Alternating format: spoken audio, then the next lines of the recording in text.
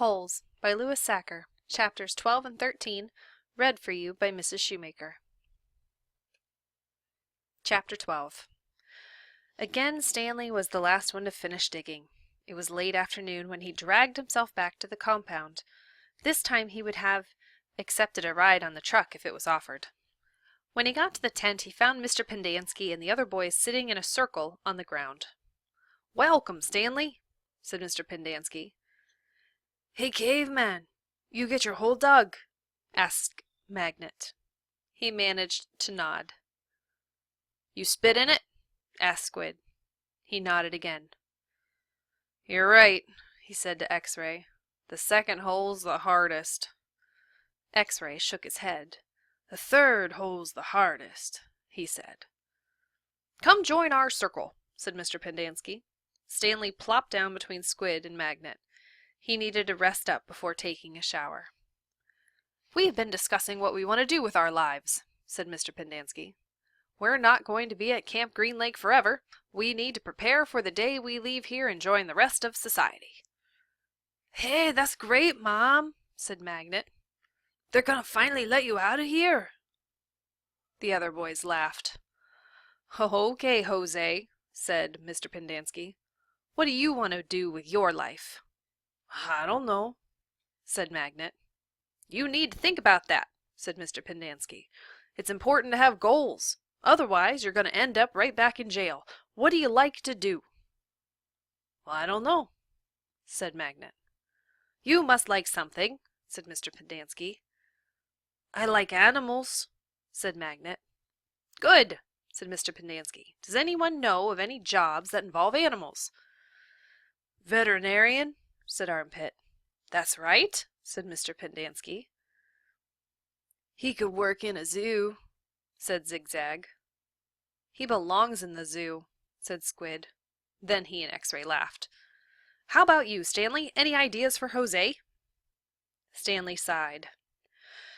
"Animal trainer," he said. "Like for the circus or movies or something like that."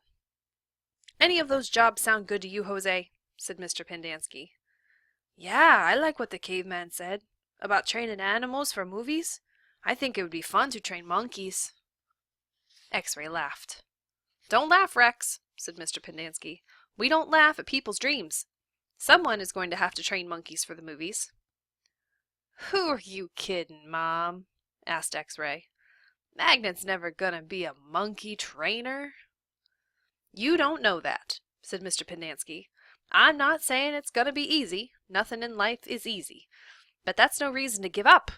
You'll be surprised what you can accomplish if you set your mind to it. After all, you only have one life, so you should try to make the most of it."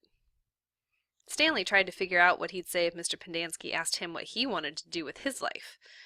He used to think he wanted to work for the FBI, but this didn't seem the appropriate place to mention that. "So far, you've all done a pretty good job of messing up your lives," said Mr. Pendanski. "I know you think you're cool." He looked at Stanley. "So you're a caveman now, huh? You like digging holes, caveman?" Stanley didn't know what to say. "Well, let me tell you something, caveman. You are here on account of one person. If it wasn't for that person, you wouldn't be here digging holes in the hot sun. You know who that person is?" "My no-good, dirty, rotten, pig-stealing great-great-grandfather."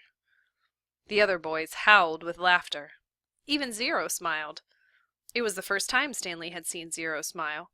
He usually had such an angry expression on his face. Now he had such a huge smile it almost seemed too big for his face, like the smile on a jack-o'-lantern. "No," said Mr. Pendanski. "That person is you, Stanley. You're the reason you're here. You're responsible for yourself. You messed up your life, and now it's up to you to fix it. No one else is going to do it for you. For any of you." Mr. Pendanski looked from one boy to another. "You're all special in your own way," he said. "You've all got something to offer. You have to think about what you want to do, then do it. Even you, Zero. You're not completely worthless." The smile was now gone from Zero's face. "What do you want to do with your life?" Mr. Pendanski asked him. Zero's mouth was shut tight.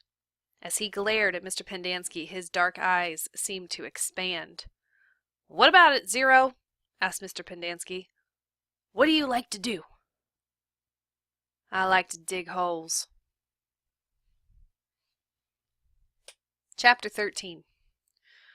All too soon Stanley was back out on the lake, sticking his shovel into the dirt. X-ray was right. The third hole was the hardest. So was the fourth, and the fifth hole, and the sixth, and the... He dug his shovel into the dirt. After a while, he'd lost track of the days of the week and how many holes he'd dug. It all seemed like one big hole, and it would take a year and a half to dig it. He guessed he'd lost at least 5 pounds. He figured that in a year and a half he'd be either in great physical condition or else dead. He dug his shovel into the dirt. It couldn't always be this hot, he thought. Surely it got cooler in December. Maybe then they froze. He dug his shovel into the dirt. His skin had gotten tougher. It didn't hurt so much to hold the shovel. As he drank from his canteen, he looked up at the sky. A cloud had appeared earlier in the day. It was the first cloud he could remember seeing since coming to Camp Green Lake. He and the other boys had been watching it all day, hoping it would move in front of the sun. Occasionally it got close, but it was just teasing them. His hole was waist deep. He dug his shovel into the dirt. As he dumped it out, he thought he saw something glisten glisten as it fell into the pile. Whatever it was quickly buried. Stanley stared at the pile a moment, unsure if he'd even seen it. Even if it was something, what good would it do him? He'd promised to give anything he found to X-ray. It didn't seem worth the effort to climb out of his hole to check it out. He glanced up at the cloud, which was close enough to the sun that he had to squint to look at it. He dug his shovel back into the earth, scooped out some dirt, and lifted it over his dirt pile. But instead of dumping it there, he tossed it off to the side. His curiosity had gotten the better of him. He climbed up out of his hole and sifted his fingers through the pile. He felt something hard and metallic. He pulled it out. It was a gold tube about as long and as wide as the second finger on his right hand. The tube was open at one end and closed at the other. He used a few drops of his precious water to clean it. There seemed to be some kind of design on the flat, closed end. He poured a few more drops of water on it and rubbed it on the side of his pants pocket. He looked again at the design engraved into the flat bottom of the tube. He could see an outline of a heart with the letters KB etched inside it. He tried to figure out some way that he wouldn't have to give it to X-ray. He could just keep it. But that wouldn't do him any good. He wanted a day off. He looked at the large pile of dirt near where X-ray was digging. X-ray was probably almost finished for the day. Getting the rest of the day off would hardly do him much good. X-ray would first have to show the tube to Mr. Sir or Mr. Pendanski, who would then have to show it to the warden. By then X-ray might be done anyway. Stanley wondered about trying to secretly take the tube directly to the warden. He could explain the situation to the warden, and the warden might make up an excuse for giving him the day off so X-ray wouldn't suspect. He looked across the lake toward the cabin under the 2 oak trees. The place scared him. He'd been at Camp Green Lake almost 2 weeks, and he still hadn't seen the warden. That was just as well. If he could go his entire year and a half without seeing the warden, that would be fine with him. Besides, he didn't know if the warden would find the tube interesting. He looked at it again. It looked familiar.